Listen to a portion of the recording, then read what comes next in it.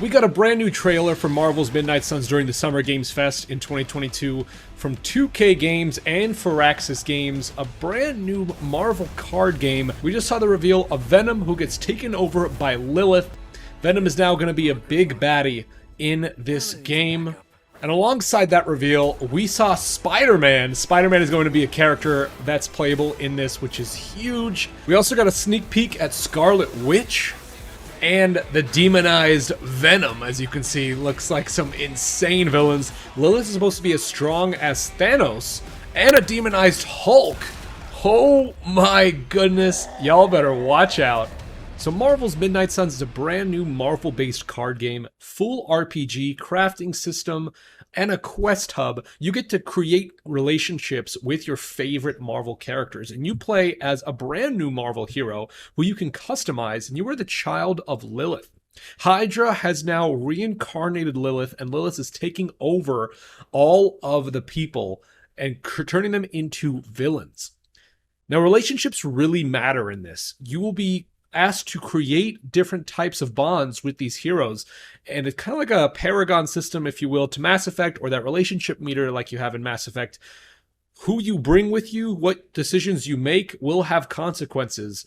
So you will have a higher replayability in this game, because some characters might not just like you from the start, and others may love you from the start.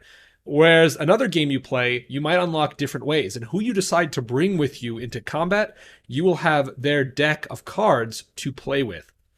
So I foresee a lot of replayability in here, depending on which characters you choose, because you bring 3 characters into battle. You yourself and 2 other heroes that are already known in the Marvel Universe. Spider-Man, or maybe Magic, or maybe Tony Stark, Doctor Strange, Blade, Ghost Rider. There's a tons of characters that you can choose from. So Hydra brings back Lilith, and Midnight Suns decide to bring back the child of Lilith, the Hunter. But the Hunter has amnesia and doesn't remember how to defeat Lilith like they did the first time. So it's up to you to remember all the ways you can, leveling up and increasing your deck. There's hidden challenges, areas to hunt, to kind of build your resources, to craft more either outfits or unlock more things.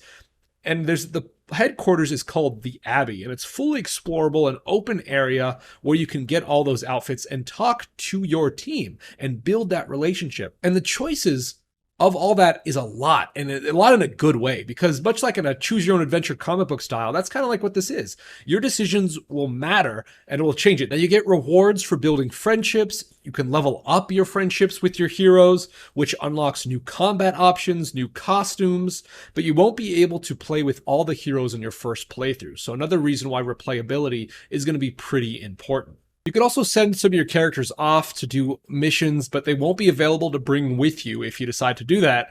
So it's a way to level them up and increase your relationship with them, but just keep in mind there is a day-night cycle at the Abbey, which is the headquarters. So if you send maybe Captain Marvel off or Iron Man off, you might have to wait to bring them back into the fight if you want to bring them to the main fight.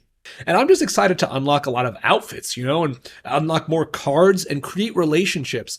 What's great about this is you're your own Marvel hero, a brand new hero that's never been in the Marvel lore before. So you get to pretty much do anything. You get to create the relationship you want. If there's a hero that you love, like for me, Spider-Man, or a hero that you kind of don't like, you can choose who you want to be friends with and who you don't want to be friends with. I want to try and be friends with everybody, and based on what we're hearing, it's not possible to do that because everyone's going to have their own thought on you. And it's possible that you could bring someone into a fight and choose someone to not bring, and that could have negative consequences. Someone might be like, well, why didn't you choose me to fight? And why did you choose this other person to fight? There are puzzles which you can do, there are keys to unlock chests, and there's areas on the map that you can't get to until you have that ability, much like Metroid, where certain areas of the map are blocked off until you acquire a certain bonus or a certain attribute to let you go through that. So that's really cool that you'll be able to kind of have this master puzzle to unlock and then check back to once you have that thing that you need. So here's some gameplay from Game Informer that just came out in the summer. Spider-Man, Magic, and your created character. You see the cards in the front. Now, it's possible that you could just draw cards for one hero, either be for Spider-Man or Magic, and not have that many options and kind of focus on one. And what's cool about this is there are voice lines for the characters that might change that. So if all you have are Iron Man and Iron Man kind of does most of the damage, he'll say, looks like I'm carrying the team again. So there's really cool voice acting and voice prompts that occur based on the cards and the type of combat you use and which heroes you choose. Now, as you notice, there's a lot of obstacles around this area, and you could throw enemies into these obstacles for more damage, for area of effect damage, and it's all about using your environment. Unlike XCOM, there was cover all the time. You had a percentage of whether a bullet was going to hit or if your attack was going to hit. Well, their decision was heroes never miss, or they rarely miss. So all your attacks are going to hit. There's no percentage whether your attack is going to hit or not. It's all about how you want to synergize and set up your team for the ultimate damage. There's no reason to hide behind obstacles, and there's no need to. So it's a very open area to just make sure your hits hit. Because again, you only have one move for your entire team in the entire fight. So moving your characters out of the way of hits is probably not going to happen. You're probably going to need a healer, you're probably going to need a tank, and someone who could maybe have a lot of flexibility in movement. It's all about creating combos, setting each character up, maybe with teleportation, maybe with Iron Man's, blasters, you name it. You want to work together as your team. There's synergies with different characters, and you'll find that as you continue playing, especially with the cards that you're given.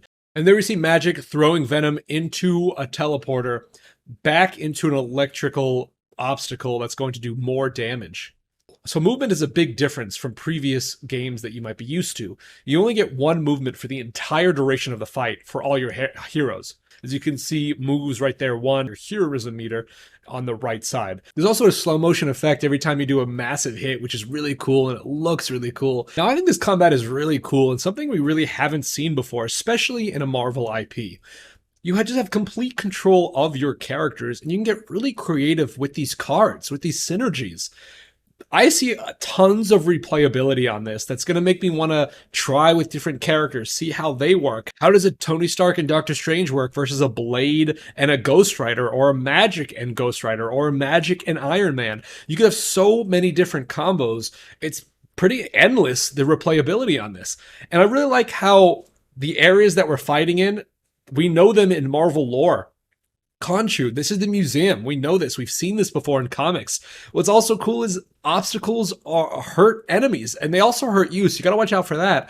But you gotta really use your obstacles in here. It's not about hiding in cover. It's about making sure that you're doing the most damage and the most synergy bonus with your team. A lot of journalists got their hands on this game, and we know it comes out in October, and they have nothing but positive things to say, which is really, really good. The relationships are really intricate. The combat with the cards is very in-depth in a good way, so you want to try different combos and try different maneuvers that you're really going to love and get into. There's also a bunch of Easter eggs. You see there's Khonshu right here, ancient Egypt. We know that's from Moon Knight. There's still a hero that is yet to be revealed as well from the recording of this video in June. So we're excited to see who gets revealed as another hero. And there also could be DLCs moving forward that you can unlock, maybe more villains, maybe more heroes, maybe more cards. We have yet to know until the game comes out. Now, I love deck builders, and now you're getting Marvel with deck building together on console. That's really cool.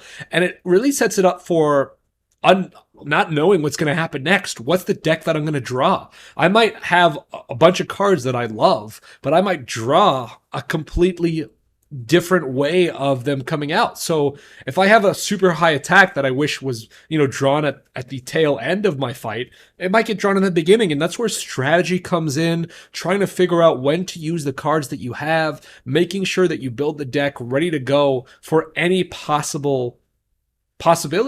I'm super excited for this game. I know based on what the journalists have been saying and getting playtime, they have about 2 to 4 hours that they got to play this. The sentiments are really positive for this. I think it's going to be really cool. The customization, the outfits, the hidden quest lines, and just being able to be friends with your favorite Marvel heroes and how relationships matter. And think about this. If this game does well, who's to say there's not going to be another Marvel game that might come out in the future where relationships matter even more? Like more so on the Mass Effect scale, or more so in a different type of game where you really need to juggle your relationships and have even bigger consequences. I think this is a nice little kind of dipping your feet into a pool of relationships mattering in the Marvel Universe. And I'm really excited to try that out. So that was Marvel's Midnight Suns. Super excited for this. Not only will we get a brand new customizable character that you can add your own look to and your own relationships with other Marvel characters, but you can team up with up to 2 different Marvel characters in this game. Have it be Spider-Man, Magic, Ghost Rider, Blade, Tony Stark. So many characters.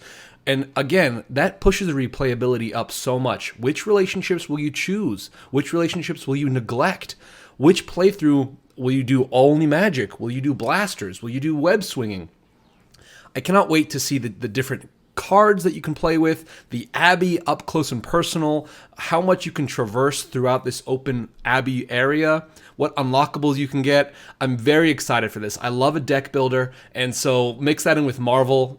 You know, it's going to be amazing. I'm really excited. Let us know in the comments what you think about this game, who you're excited to team up with, who's your dream team, who would you want to team up with, what do you think about the gameplay, what do you think about the cover system? Now that there's no cover system and it's just kind of 2 brutes going at it, what are your thoughts on that? Let us know in the comments. Like, subscribe for more. We make videos weekly on the AdoramaXP YouTube channel, and we would love your support. Send it our way. I'm Josh Saleh. Have a great day.